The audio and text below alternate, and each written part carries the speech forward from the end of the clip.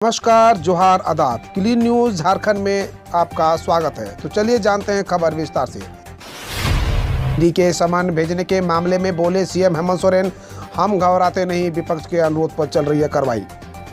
खनन मामले में मुख्यमंत्री हेमंत सोरेन को प्रवर्तन निदेशालय द्वारा समन भेजने जाने पर सीएम ने कहा कि हमें ईडी ने बुलाया है, लेकिन हम घबराते नहीं है। यह विपक्ष के अनुरोध पर ईडी की कार्रवाई चल रही है। जब राजनीतिक रूप से ये नहीं सके तो संवैधानिक हथियार से परेशान करने की कोशिश की जा रही है। कहा कि साजिशकर्ता को राज्य की जनता जवाब देगी। सीएम हेमंत सोरेन साहिबगंज में आयोजित सरकार आपके द्वार कार्यक्रम में लोगों को संबोधित करते हुए कहा, इस मौके पर सीएम ने 104 करोड़ 81 लाख की योजनाओं का शिलान्यास एवं उद्घाटन किए। 11 नवंबर को झारखंड विधानसभा का विशेष सत्र स्थानीय विधेयक पारित कराएगी सरकार। आगामी 11 नवंबर 2022 को झारखंड विधानसभा का विशेष सत्र बुलाया गया है। इस सत्र में 1932 के खतियान आधारित स्थानीय नीति संबंध विधेयक को पारित कराया जाएगा। साथ ही झारखंड में पदों एवं सेवाओं की रिक्तियों आरक्षण वृद्धि पर जोर दिया जाएगा।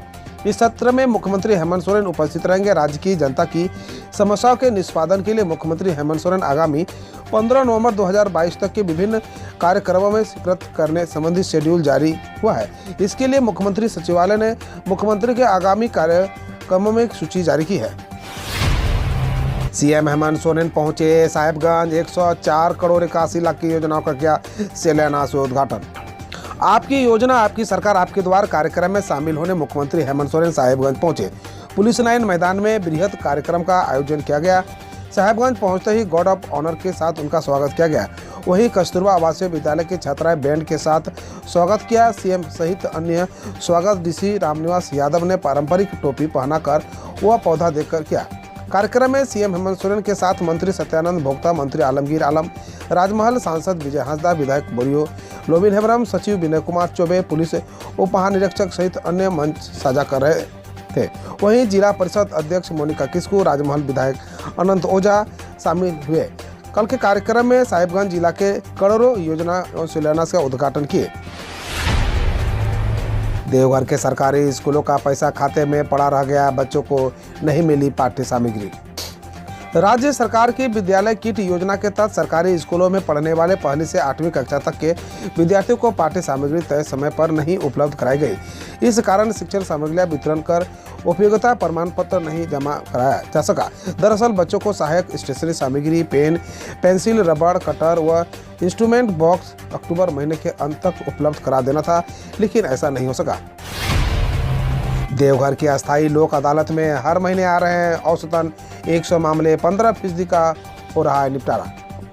देवघर जिले में आम नागरिकों को त्वरित एवं निःशुल्क न्याय दिलाने के लिए अस्थायी लोक अदालत यानी PLA का गठन हुआ है। लोक अदालत के बारे में लोगों को तो जानकारी है, मगर अस्थायी लोक अदालत के बारे में शायद बहुत कम ही लोग जानते हैं। इसके पीछे प्रचार प्रसार की कमी है, फिर जागरूकता का अभाव है। देवघर में हर महीने औसतन 100 से अधिक मामले अस्थायी लोक अदालत की बेंच के समक्ष दाखिल हो रहे हैं, जबकि औसतन 15% का ही निष्पादन हो पा रहा है। रांची के सदर अस्पताल में मरीज ज्यादा, डॉक्टर कम, गर्भवतियों को घंटों करना होता है इंतजार। सदर अस्पताल के स्त्री एवं प्रसूति विभाग के OPD में महिला मरीजों की तादाद लगातार बढ़ रही है, लेकिन डॉक्टर और जांच के साथ इस हिसाब से व्यवस्था नहीं है। नतीजतन महिलाओं को डॉक्टरों को दिखाने में लंबा इंतजार करना पड़ रहा है।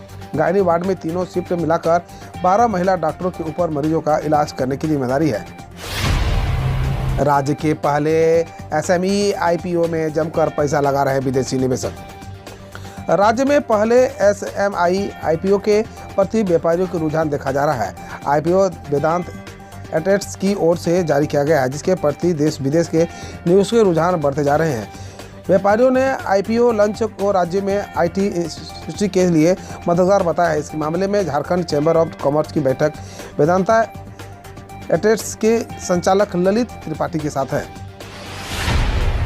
पलामू में नई शिक्षा नीति पर मुखिया सम्मेलन। उपायुक्त ने कहा, नई शिक्षा नीति लागू होने से समाज में होंगे बेहतर बदलाव। झारखंड शिक्षा परियोजना के योजना अनुसार नई शिक्षा नीति 2020 को लागू करने को लेकर डाल्टनगंज के दीनदयाल उपाध्याय स्मृति नगर भवन में जिला स्तरीय मुख्य सम्मेलन का आयोजन बुधवार को किया गया।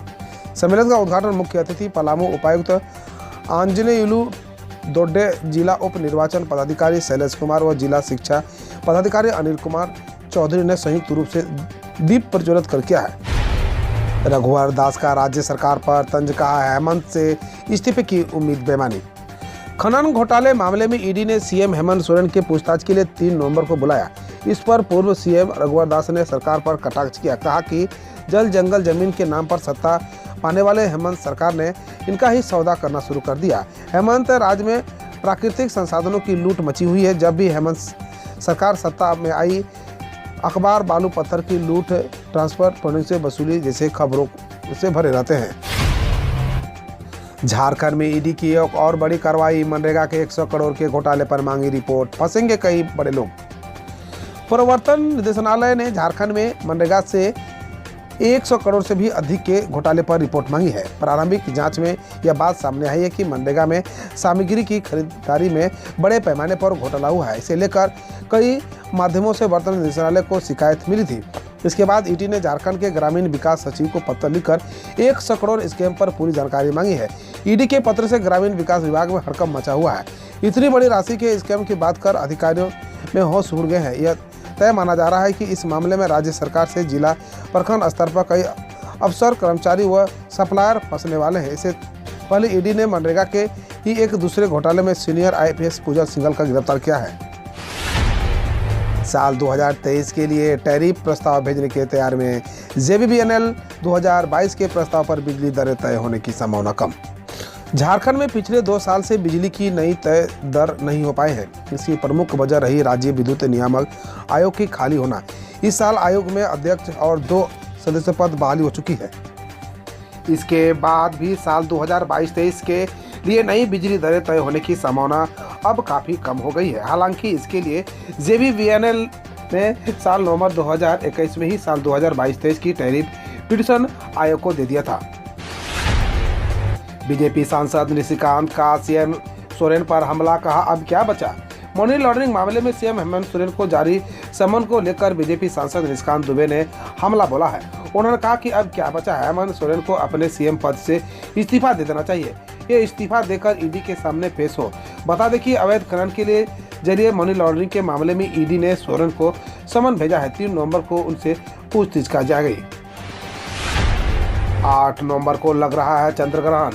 सूर्य ग्रहण के बाद अब 8 नवंबर 2022 को कार्तिक पूर्णिमा के दिन चंद्र ग्रहण लगेगा। यह चंद्र ग्रहण भारत में दिखाई देगा। पंचांग के अनुसार कार्तिक शुक्ल पक्ष की पूर्णिमा तिथि को देव दीपावली का पर्व बड़े धूमधाम से मनाया जाता है।